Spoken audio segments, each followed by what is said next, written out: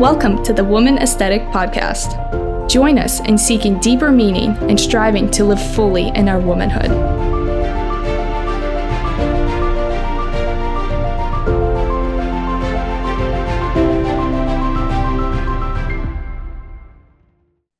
Welcome to the Woman Aesthetic Podcast, where we discuss essence, personhood, and the role of women. I'm your host, Anna, and today I'll be talking with Paulina McMahon on making a holistic lifestyle compatible with a peaceful and beautiful home. Paulina, welcome to the podcast. And it's so great to be here. I'm so excited to talk about all these things with you. To start off, why don't you just tell us a little bit about yourself?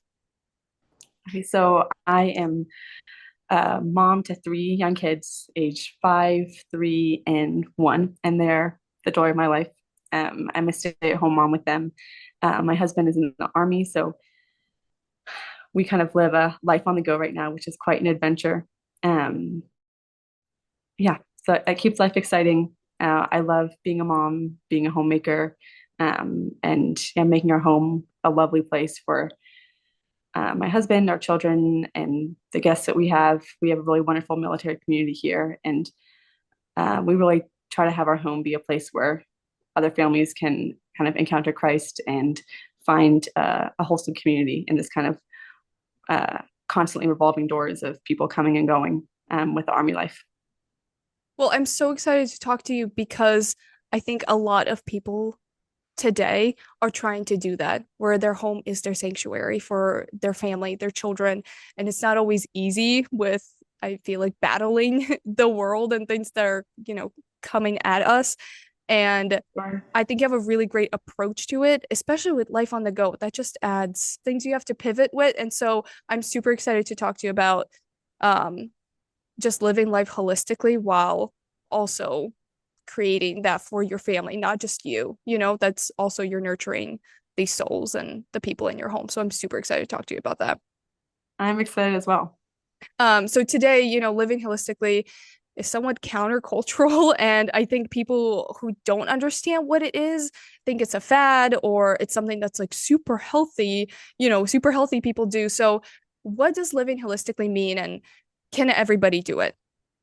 Yeah. So there definitely are those people out there who it is just a fad for, or like diet culture. And I'm really opposed to diet culture. I feel like a holistic lifestyle is it's a lifestyle. It's not something that you just do for a short amount of time and then you're done.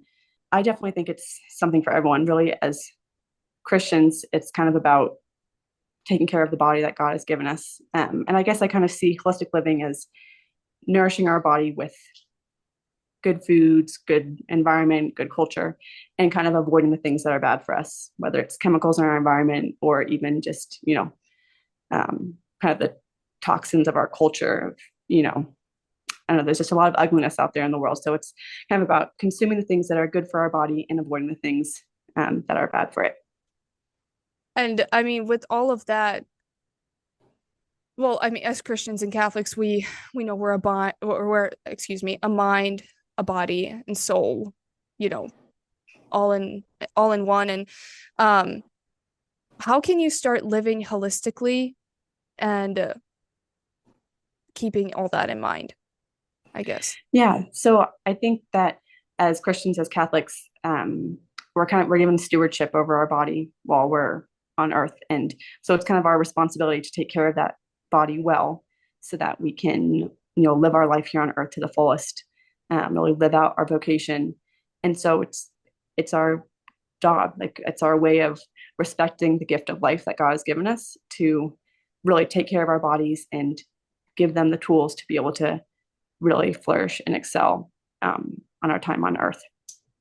And for you, when did this start? Was it when you were younger, or did you kind of enter it as you became an adult? I know people kind of wake up at different times, or they've just always lived such a good full life. So where did that begin for you? Yeah, so I definitely grew up in a very holistically minded home. So it's kind of been something that I've practiced my whole life. But as a child, it was just our life. I just, kind of did what my parents said, what our family environment was. But then as an adult, and particularly since becoming a mom, I've really looked more into the why behind those decisions and kind of reevaluate, is this what I want for myself, for my family, for my children? And so it's been still a journey for me, especially in the last 10 years of really researching why we do the things that we do and what things are good for us, what things I'm trying to avoid. So I would definitely say, kind of in the last 10 years, I've really progressed in that journey, but definitely kind of starting from the foundation that my parents laid for me, from a kind of holistically minded childhood. So I Mm-hmm. think it's never too late to start, and yeah, it's always a great time to start being more mindful of what you're putting in your body, on your body, surrounding yourself with. So yeah, I think it's a good thing for everyone to be aware of, and there's no time that's too late. Mm-hmm. And have you ever like struggled not to live that lifestyle? I know like you say you grew up with it, but are there times where you were like, this is just like this is really hard? Like when or were you always like, Um, this is great, I can do you it? know, I never saw like growing up, I never saw it as a burden. That was just the way we lived our life. We had a small little homestead. So a more holistic lifestyle really just fit with our life. It didn't feel like a chore. It wasn't, not allowed to have things other people had. It was just what we lived, breathed, ate. Like it felt very normal. While I was in college, I wouldn't say it was at all rebellion, but it was more of a just, I was exposed to so much more in college than I had been in my childhood. And definitely there was eating a dozen donuts in my room at midnight. Um, which Part of right the now I look college back. experience. Who hasn't done that? Yeah, I definitely, I think back to when I was studying for finals and I would eat an entire package of sour Skittles. So like the chemical burn would keep me awake.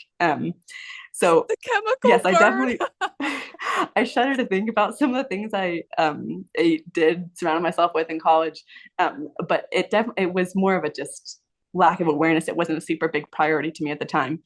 And then yeah, after I got married right out of college and like had my first baby, you know, a year later.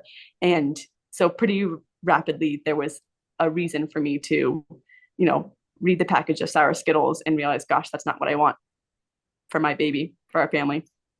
Um, so yeah, college years was a little bit of a dabbling in in the other arts for me, but The I kind other of arts. pretty quickly recentered, and I don't think of living holistically as a chore or like put on your blinders, don't look at what other people are doing because it's all bad, but more of just this is really the way God intended us to live. And I really want that for my children. I want to set an example for them that it's a whole way of living. It's not like I don't consider myself deprived because I don't eat the sour Skittles anymore.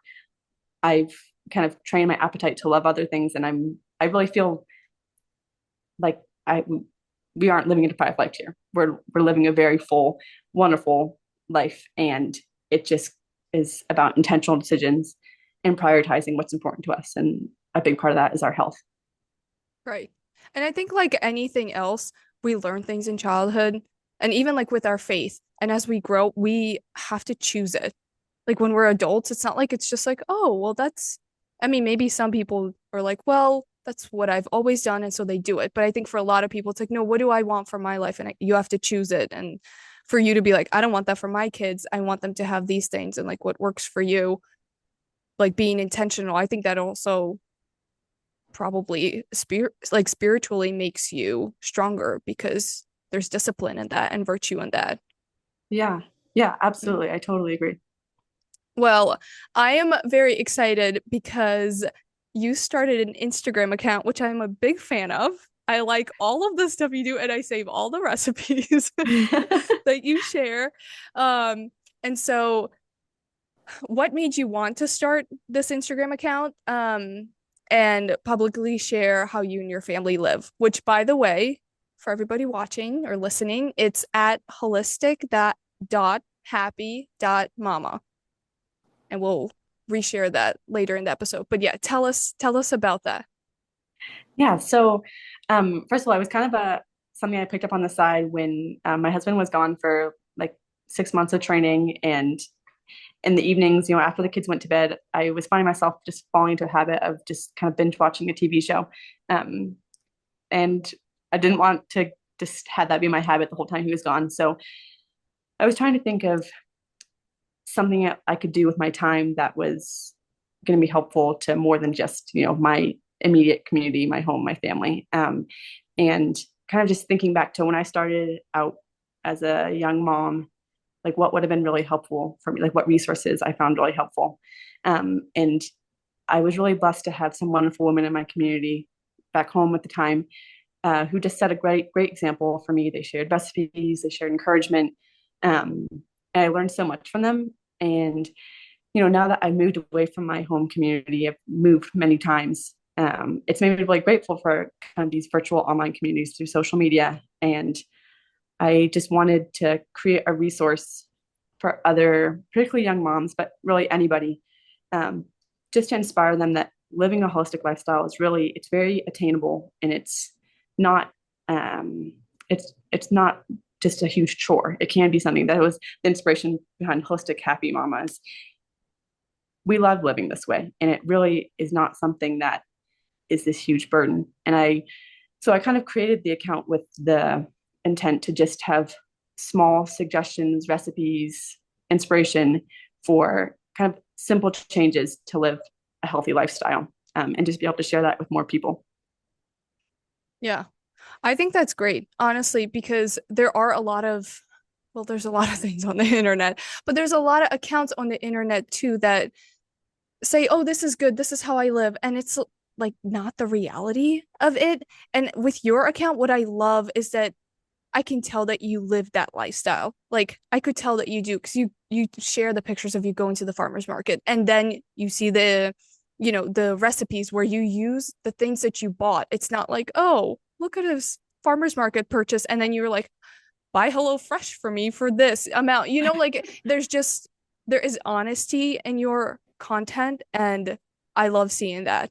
And so for that, do you feel like, I mean, I know you grew up with this lifestyle, but do you feel like you're still learning and rediscovering things and Yeah, yeah. absolutely. I'm learning things every single day. I enjoy researching things. I kind of see it, as maybe part of my job description as a stay-at-home mom is being the gatekeeper of really vetting the things that come into our home and decide if this is a positive thing for our family or a negative thing. So yeah, I love to research things, and I would say every day I am learning new things, whether it's from other people around me, people who I look up to, or books, podcasts. I would say yes, I'm absolutely learning all the time. And I was just pregnant a year ago, and if I compare that pregnancy to my first pregnancy 5 years ago, there were so many things I did this last time that I didn't do the first time just because I didn't know. It wasn't because I was trying to be bad or, not caring. Just there were a lot of things I didn't know at that time that I know now, which is such a blessing. God is so good how he, I guess, shows you the things that you need at that point in your life. Well, I think that's also inspiring because, I mean, as you know, like the more kids you have, the more your life is changing, things are adding up, and you're becoming more aware of all of these things that are out there that you have to vet and, just see what works and what doesn't work. And I think people have slowly started waking up to this reality that like toxins are basically in everything. You can't avoid them. So like how do you Yeah. keep from being overwhelmed by this when you're trying to create a healthy lifestyle? Yeah. Yeah, it can be very overwhelming. And I think there are people in the holistic health space who kind of paint it as an all or nothing, you know, everything is bad for you, avoid everything. And you kind of feel like, can I even breathe the air? Like, is anything okay? Um, and I think that that's not a very Christian attitude. Like, the way I look at it is I make the best decisions I can with the knowledge that I have, and the things that are outside of my control, those are the things I just say, Lord, I give it to you, and please protect our family. But I also think that every small decision you make towards better health, a healthy environment, those things all make a difference for you. And it helps you be stronger so that when you do encounter, we don't normally eat out, but when we're traveling and we stop at Chick-fil-A, I don't stress about the junk in the Chick-fil-A because our regular day-to-day lifestyle is healthy. So I know that our bodies can handle a little bit of junk when we do encounter it. So yeah, I kind of look at it as I make the best decisions I can with the resources I have, with the time that I have. And then I don't stress about the rest. The things that are out of my control, I don't worry about because they are just that out of my control. And that's when I just give it to God. Um, so my advice to really anybody is just take that one step for better health, because everything that you do does make a difference, and it helps your body be more resilient for the inevitable toxins that you do encounter in just today's toxic world. Yeah. Yeah. And honestly, we have, God willing, a long life ahead of us where we can continue doing this. It's not like all or Right. nothing today, like we hopefully have many years to learn and like continue to grow and just make Yes. our life fuller and better. And I just have to tell you, I so I think it was yesterday, I was driving with my oldest in the back and we were going past McDonald's, and which, by the way, she thinks that McDonald's is Old McDonald, like from the song. So we were driving and she goes, "Oh, mom, look at that. Everybody's at Old McDonald getting food. Ew." And I was just like, "Oh, wow. Okay, so it's like really sunk in, but it was also like the cutest thing because it was a win for me because I'm like, yes, we do try and we're honest with them where it's like, yeah, some food is bad for you. Like some habits are bad for you. Like you Yeah. gotta teach them, but it was just like a little parenting win. I'm like, yeah, like get Old McDonald. Like You've taught her well. I taught you well. We'll work on the Old McDonald thing, but one step at a time. You We're got the laughing. right part down. We got the right part down. Um, so in your life, how do you prioritize like, or I'm sorry, what do you prioritize when it comes to living holistically? Like what's first, what's next in your list Mhm. of, you know, things? Yeah, so I would say there are a couple things that are foundational. I'd say one of the main ones is making your food at home. Um, a lot of, prepared meals just have so much junk in them, and they're also a lot more expensive. So, um, to whatever extent you can make more of your food at home rather than be buying prepared food, that's a really big first step. You can be much more intentional about the ingredients that you use when you make it yourself.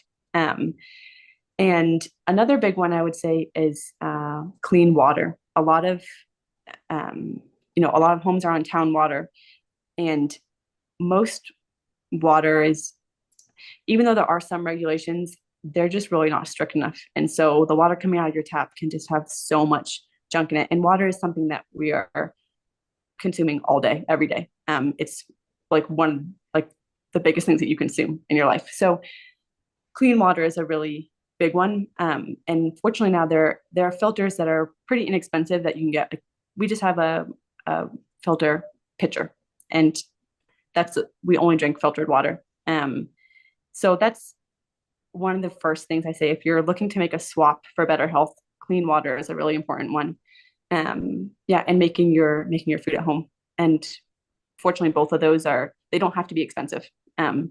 Particularly with making your own food, we have pretty much completely stopped eating out. Partially just it's a way of prioritizing our budget, what things are most important to us, and eating out just isn't one of the priorities. But also a lot of, most places are eating out, they're not good food, and you're paying a lot for a low quality product. So we end up deciding to allocate that money for something like a cow share or a CSA share where we get fresh fruits and vegetables from a farm. So yeah, making your food at home is a really big step, because obviously you're eating food 3 times a day at least, and so that's a great way to kind of keep tabs on what you're putting inside your body.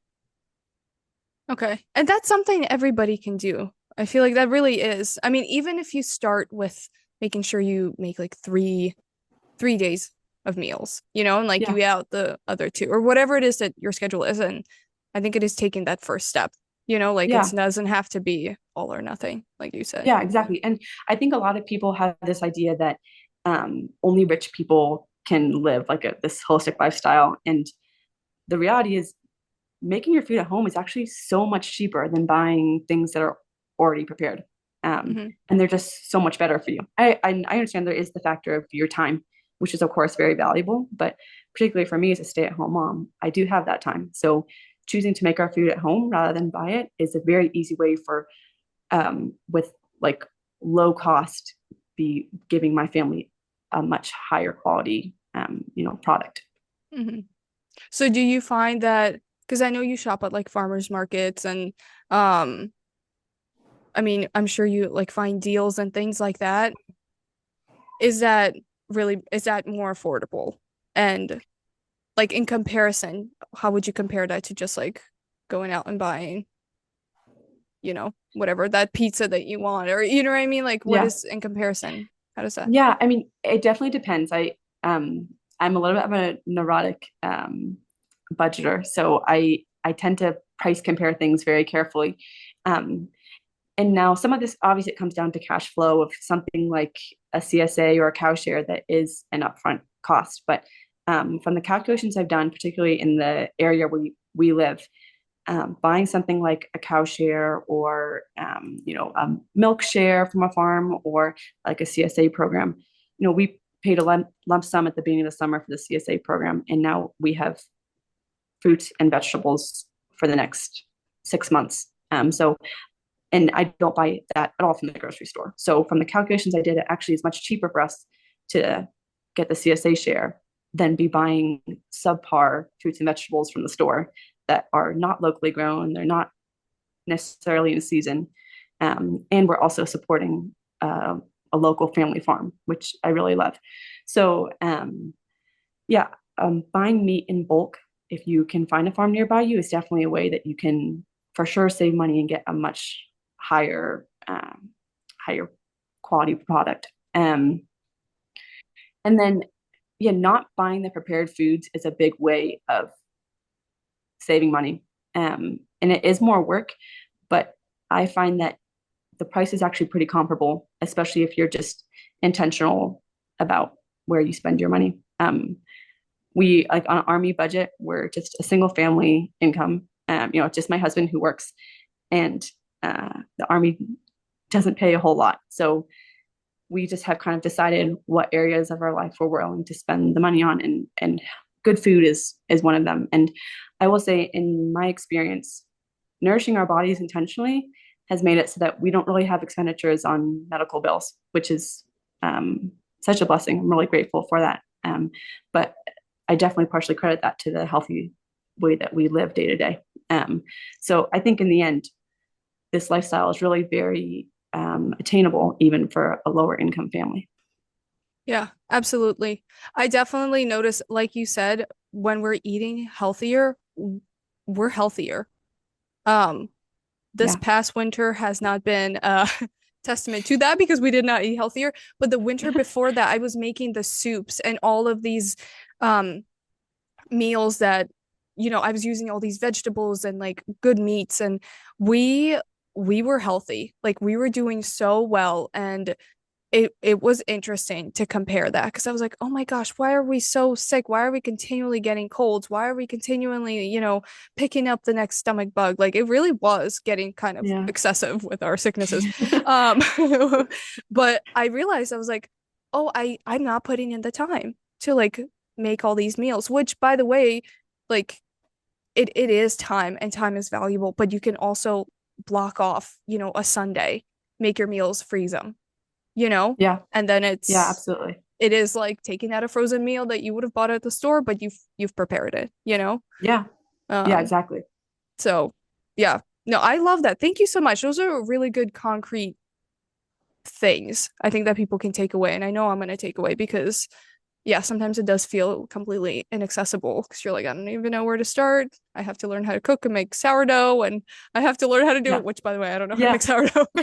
Well, I know that a lot of sourdough is kind of held up as like the end all be all of healthy eating. And I just want to say, don't be like, sourdough is wonderful, but you don't have to make sourdough bread. You can just make homemade bread. Regular bread with yeast made at home is still better for you than what you're buying at the store. So don't let the perfect be the enemy of the good. They're like, yes, you could make a beautiful soup that's made out of homemade bone broth and all the local vegetables, and that is wonderful for you. But the reality is, you can still make a really good product at home that isn't extravagant and bougie. If it's just made at home, it's going to be more nourishing for you than what you got from the store. And so, yeah, I would say you don't need to make ratatouille your first time making a homemade meal. You can just make something a lot simpler. And that's part of the reason on my account, I frequently share meal plans and try to just share things that are really simple, easy to make, but nutritious and affordable. And that's kind of been, yeah, our goal here with our meals is just, it's not extravagant. Whenever I make an extravagant meal, my husband says, this took you way too much time. I would way rather have a simpler meal and have you not be stressed out when I come home. So I try to find a good balance of meals that I can make at home that are simple, straightforward, healthy, but they don't ruin my day by having to do 6 hours of prep. Also, side note, I love that he is so in tuned to you. Like he knew that you had spent all this time because you want the best for your family, and he's there to be like, no, it's okay. Like I'd rather have you. Like I'd rather have time with you. It's Yeah. okay because other things that you do are good. I just love that. Oh, I just love that. You have a He's great very supportive. husband. I'm very Yes. blessed. He's so great. Um, well, since we talked a little bit about the importance of, taking care of our bodies, I would love to talk about our surroundings and how that impacts our lives because I don't know, I don't think people realize that our surroundings do matter. So, I mean, I think our surroundings matter, but what do you think? And more specifically, does the state of our home matter for us? Yeah, absolutely. I really believe it does. I think, yeah, I mean, if you kind of look back at Christian tradition throughout the years, like churches were unbelievably beautiful on the inside. Like the places where we would go to worship were just absolutely stunning, gorgeous artwork and incredible architecture. Um, and so I think just like the great theologians, philosophers, saints, they have like just really point out this connection of like beauty pointing to God. And I think all of our homes to a certain extent should be a reflection of that as well. Obviously in our homes, we're not going to have famous paintings and stained glass windows and such, but there is a way in which you can really make your home lovely on a, just small scale, so that your life is enriched by the beauty of your home. And I know, particular for me as a stay-at-home mom, I spend most of my days between like inside these four walls, and so it being a lovely space makes a really big difference for my mood. Just kind of the general feeling in our home. So I really want to credit my mom. She did a really wonderful job making our home be a lovely place that kind of our lives were enriched by that. So she set a great example for me. And I really try to emulate that here in our home. But I think, yeah, a great way to make a lovely environment for your children is have beautiful art on your walls. It doesn't have to be fancy or expensive. I've bought, cheap prints of, famous, beautiful art and just put them in Dollar Tree or thrift store frames and hung them on our wall. Particularly religious art. It's wonderful to have in your home. To have something in every single room that when you say a prayer, you can turn towards.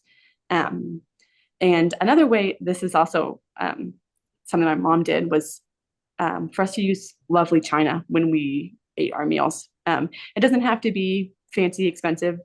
If you go to your local thrift store, you're sure to find some kind of china. And um, we give our young kids real china, and sometimes things break, but the reality is it breaks once or twice, and then they learn how to be careful with the things that they are using rather than just, the plastic plate that they're used to. If they drop it on the ground, it bounces and they use it again the next day.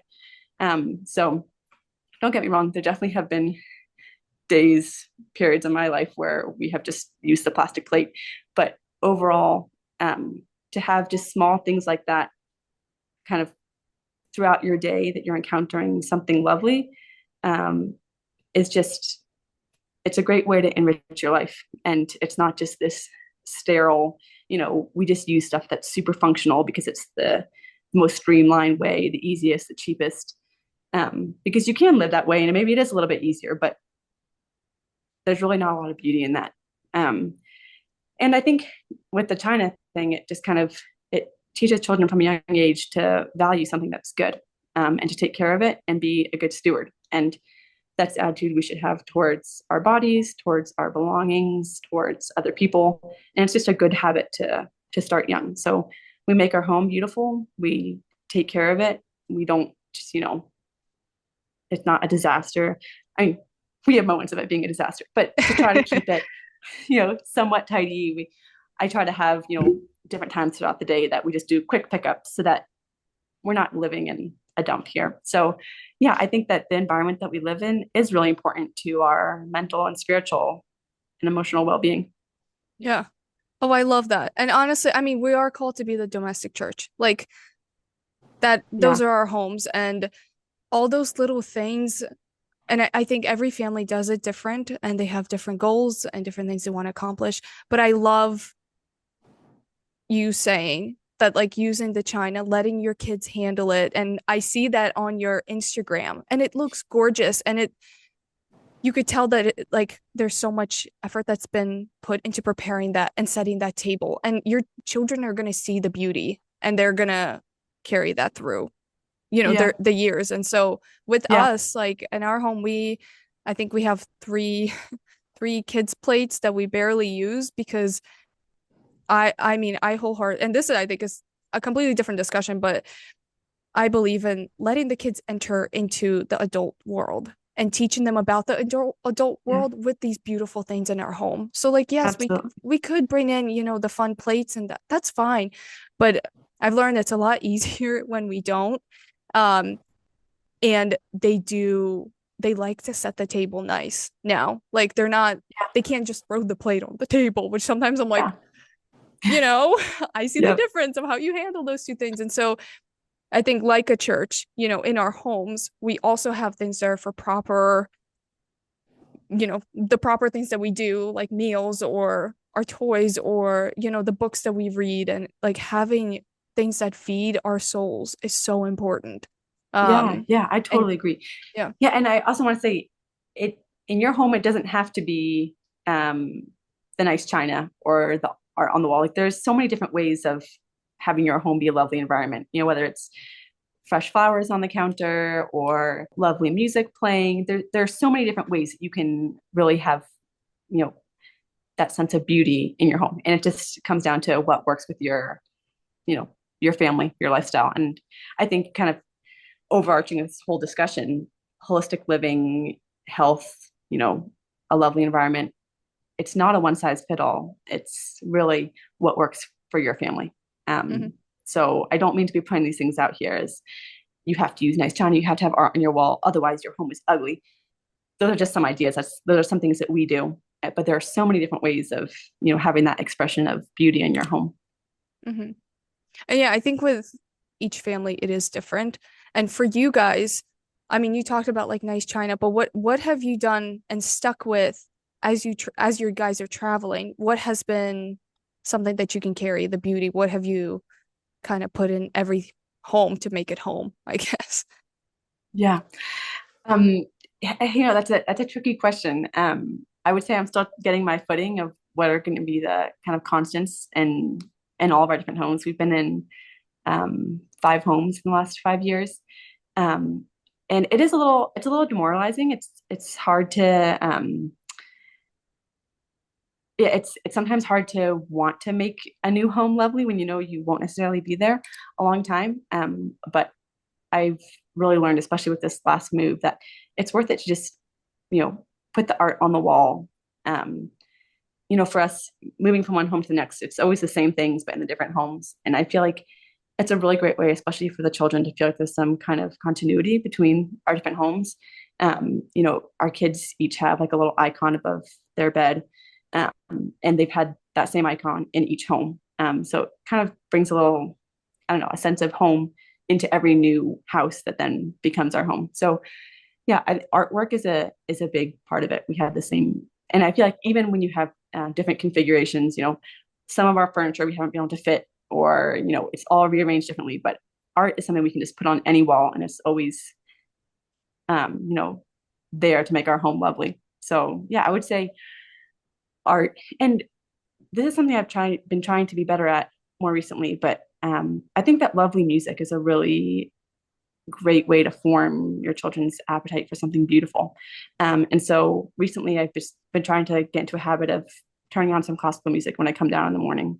And as we're having breakfast and doing our morning chores, there's just beautiful music playing, or, you know, um, I don't normally do Gregorian chant, although there is something lovely about that. I'll have to figure out how to fit Gregorian chant into our life better. But classical music is a really great, lovely background sound. I feel like we're all a little bit more peaceful when there's nice music playing. So yeah, music and art have kind of been two constants that we've had through all of our different homes. That's great. And that is, like you said, such an easy thing to make the environment somewhat the same, amidst change and getting used to new things. And yeah, the Gregorian chant, we we haven't been doing it as of late, but we do it when we at the end of the day when we having family prayer. We'll, we light the candles and we put on the Gregorian chant and we say our family night prayer and then the girls get to blow it out. And the Oh, I interesting love thing that. was my oldest, like this was in the morning one time. She's like, "Can we put on the Gregorian chant?" Because I do my prayers in the morning. She's like, "Can we put on the Gregorian chant and the candles?" And for them, it's like a nice thing they get to like kind of do. But I'm like, Yeah, but it's gonna stick to them because it changes the room, it changes the environment, and there's like a sense of peace. And yeah, we're all more pleasant, but there's like a sense of something holy is happening, something different is happening. And so, yeah, I mean, that's just how we fit it in. And it definitely yeah. does change the I love environment. that. So, Well, I'll have to see how we can incorporate that into our schedule here. But that's really beautiful. well, before we wrap up, I ask everybody this question, but if you could give, a piece of advice to women today, it could be on this subject, it could be on holistic living or making a beautiful home or being a mom, or it could just be any kind of piece of advice to women today. What would you say? What would you want to say? I think I would say, and this kind of pertains to healthy living, but also just kind of everything in life and motherhood and even just being a good Catholic. I would say to not compare yourself to the other people who are on the same journey. Definitely looking at people who inspire you and kind of drawing inspiration from that is a beautiful thing. But the second that you start to feel less than, oh, someone else is doing it better than I am, or they're doing it more, so therefore what I'm doing isn't good enough, that right away just sows seeds of discord. And I just think, yeah, in most cases, comparison is not helpful. And so even if there's someone out there who's doing sourdough bread really well, you're making beautiful regular yeasted loaves, and that's wonderful in itself. And so don't let other people's journey, whatever they're doing, stop you from the steps that you're taking to be a better mom, be a better woman, be a better Catholic, live a healthier life. Every step that you're taking in the right direction is progress, and it's wonderful and it's beautiful, regardless of how fast other people are moving, or yeah. So I guess that would be my parting thought. Well, Paulina, thank you so much for coming on and talking with us about all of this and this incredible topic. Absolutely. It's such an honor and a joy to talk with you.